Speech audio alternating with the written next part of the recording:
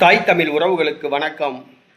திமுக ஒரு நொண்டி குதிரை, தூக்கி சுமக்கும் உதிரிகள் என்ற தலைப்பில் இந்த காணொளியை நாம் காண்கிறோம். திமுக ஒரு நொண்டி குதிரை. இதை முதலிலே தமிழகத்தில் உள்ள அனைத்து அரசியல் கட்சிகளும் புரிந்து கொள்ள வேண்டும். திமுகவிற்கு தற்பொழுது அரசியல் வசீகரம் உள்ள, மக்களை கவர்ந்திழுக்கக்கூடிய ஒரு தலைவர் கிடையாது. முன்பு கருணாநிதி இருந்தார்.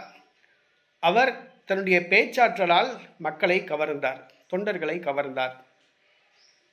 அண்ணாதுரைக்கு பிறகு திமுகவையும் மக்களையும் கவர்ந்த ஒரு திமுக தலைவர் கருணாநிதி தான்.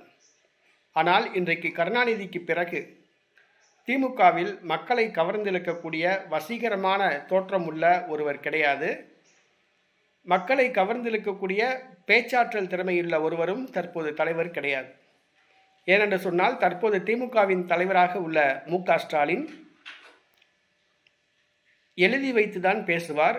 எழுதி வைத்து கொடுப்பதையே சரியாக வாசிக்க தெரியாது. பாலியல் பலாத்காரம் என்பதற்கு பதிலாக பலகாரம் என்று சொல்வார். பாரதியார் என்று வாசிப்பதற்கு பதிலாக பாதிரியார் என்று வாசிப்பார். ஆக மு.க. ஸ்டாலின் ஒன்றும் திமுகவுக்கு வசீகரமான ஒரு பேச்சாற்றல் கிடையாது.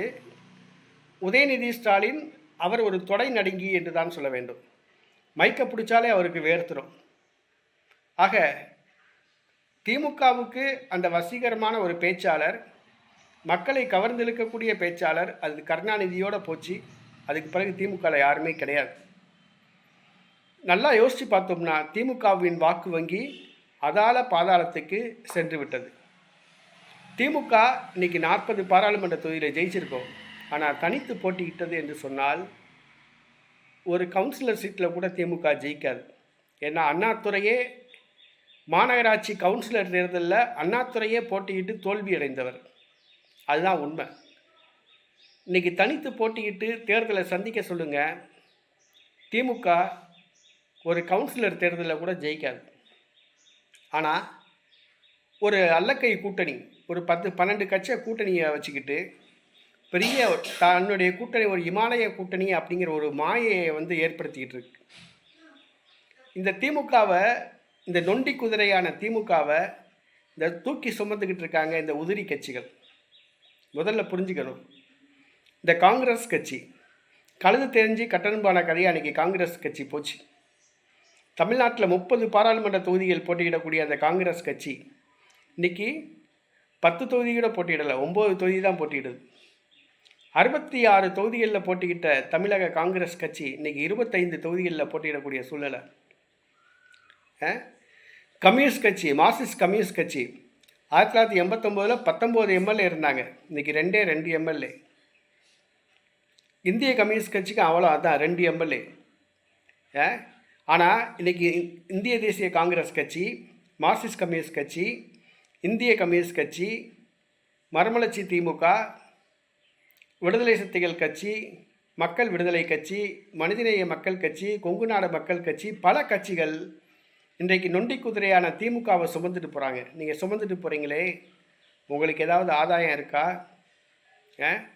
திமுகவே ஒரு நொண்டி குதிரை. அந்த நொண்டி குதிரையை தூக்கிட்டு போய் நீங்கள் தான் கரை சேர்க்குறீங்க. நீங்கள் தான் தமிழ்நாட்டில் ஆட்சி பீடத்தில் உட்கார வச்சுருக்கீங்க. உங்களுக்கு எலும்பாவது போட்டானா? 35 அமைச்சர்களும் அவனே வச்சுக்கிட்டானே.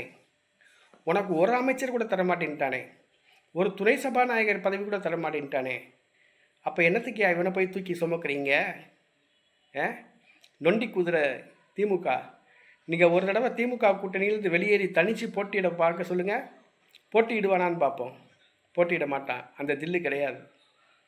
கூட்டணி கட்சிகள்லாம் ஒன்று சேர்ந்துக்கிட்டு எங்களுக்கு அமைச்சரவையில் பங்கு கொடுத்தால்தான் கூட்டணின்னு சொல்லுங்கள், வேறு வழி இல்லாமல் சரண்டர் ஆவான். 35 அமைச்சர்களில் 10 அமைச்சர் எங்களுக்கு வேணும்னு சொல்லி திமுக கூட்டணி கட்சியினர் ஒன்று சேர்ந்து நெருக்கடி கொடுங்க, சரின்னு சொல்லுவான், அடிபணிஞ்சிருவான். நீங்கள் அதை விட்டுவிட்டு அவன் என்னமோ பெரிய மாய சக்தி அப்படிங்கிற மாதிரி அவனை தூக்கி போய் சுமக்கிறீங்க. திமுக ஒரு நொண்டி குதிரை என்பதை நீங்கள் புரிஞ்சுக்கணும். திமுக தனித்து போட்டிக்கிட்டால் அதோடைய வாக்கு வங்கி நாம் தமிழர் கட்சி வாங்குகிற வாக்கு கூட அது கிடைக்காது. 20% வாக்குகள் கூட அவனுக்கு கிடைக்காது. அதுதான் உண்மை. போட்டியிட்ட தொகுதியிலே அமைச்சர்கள் பல டெபாசிட் இழப்பாங்க. வர தேர்தல் அதான் நடக்க போகுது. 35 அமைச்சர்களில் 30 அமைச்சர் கண்டிப்பாக டெபாசிட் இழப்பான். தேர்தலுக்கு பிறகு 35 அமைச்சர்களில் 30 அமைச்சர் ஜெயிலுக்கு போகிறது உறுதி. தமிழ்நாட்டில் தெலுங்கர்கள் இன்றைக்கி ஆட்சியை பிடிச்சிக்கிட்டு தமிழக கஜானாவை கொள்ளையடிச்சிக்கிட்டு இருக்கான். 1 லட்சம் கோடி ரூபா விண்ணப்பிச்சுட்டு 80,000 கோடி அவன் கொள்ளையடிச்சிருவான். மீதி 20,000 கோடி மக்கள் நலத்திட்டங்களுக்கு செலவழிப்பான். இதுதான் திமுக அரசு விஞ்ஞான ரீதியாக ஊழல் பண்ணுற திமுக. இந்தியாவிலேயே ஊழலுக்காக வேண்டி கலைக்கப்பட்ட முதல் ஆட்சி எதுன்னு சொன்னால் அது கருணாநிதியோட ஆட்சி. 1976ஆம் ஆண்டு. அதை புரிஞ்சுக்கணும். திமுக ஒரு நொண்டி குதிரை. இன்றைக்கி அந்த நொண்டி குதிரைக்கு வக்காலத்து வாங்கி பேசுகிறதுக்கு அவங்க கட்சியிலேயே ஒரு பேச்சாளர், உருப்படியான பேச்சாளர் கிடையாது. சிவாஜி கிருஷ்ணமூர்த்தின்னு ஒருத்தர் இருக்கான், அவன் ஒரு குடிகார பையன். அடுத்த லியோனின்னு ஒருத்தர் இருக்கான், அவன் பாடநூல் நிறுவன தலைவராக. அவனே குடிகாரன், தண்ணி போட்டால் தான் எந்திரிச்சு நிற்க முடியும். அவன் ஒரு பேச்சாளர். இந்த மாதிரி தான் குடிகார பயல்களை தான் திமுகவில் பேச்சாளராக வச்சுருப்பாங்க. அப்படியே என்டர்டெயின்மெண்ட்காண்டி ஏதாவது ஒன்று பேசிட்டு போவாங்க. அது திமுக ஒரு நொண்டி குதிரை என்பதை காங்கிரஸ் கட்சி உள்ளிட்ட அனைத்து கட்சிகளும் புரிந்து கொள்ளணும். வர சட்டசபை தேர்தலில் எங்களுக்கு 10 அமைச்சர் பதவி கொடுத்தா தான் உன்னோட கூட்டணி அப்படின்னு நீங்கள் நிர்பந்தம் பண்ணுங்கள். கண்டிப்பாக வழிக்கு வருவான். நீங்கள் நிர்பந்தம் பண்ணாமல் எனக்கு தொகுதி தான் வேணும், எனக்கு 10 தொகுதி வேணும்னு சொன்னால் 3 தொகுதியை கொடுத்துட்டு வாயில் அல்வாவை திணிச்சிட்டு போயிட்டே இருப்பான். திமுககாரன் ரொம்ப மோசமானவன், கெட்டிக்காரன், ஏமாத்துறதுல உலகமாக ஃப்ராடு. அதை புரிஞ்சுக்கோங்க. ஏன்னா திருட்டு ரயில் ஏறி சென்னைக்கு வந்த கருணாநிதி குடும்பம் அன்னைக்கு பல லட்சம் கோடி ரூபாய் அளவுக்கு சொத்து சேர்த்துருக்காங்கன்னா அப்போ திமுககாரங்க எவ்வளோ பெரிய ஃப்ராடாக இருப்பாங்கன்னு புரிஞ்சுக்கணும். அதனால் திமுக கூட்டணி கட்சிகள் புரிந்து கொள்ள வேண்டும். திமுக ஒரு நொண்டி குதிரை என்பதை புரிந்து கொள்ள வேண்டும். நீங்கள் தான் தூக்கி சுமந்துட்டு போகிறீங்க. முதல்ல அவங்ககிட்ட அமைச்சர் பதவியை கேளுங்க, துணை சபாநாயகர் பதவியை கேளுங்க. அமைச்சரவையில் இடம் வேணும், ஆட்சியில் பங்கு வேணும், அதிகாரத்தில் பங்கு வேணும்னு சொல்லி கேளுங்க. அதை விட்டுவிட்டு சும்மா அவனை போய் தூக்கி சுமக்காதீங்க. அந்த நொண்டி குதிரையை நீங்கள் தூக்கி சுமக்கணும்னு அவசியம் கிடையாது. நொண்டி குதிரையை நீங்கள் தூக்கி சுமந்தீங்கன்னா கடைசியில் நீங்களே நொண்டியாக போயிடுவீங்க.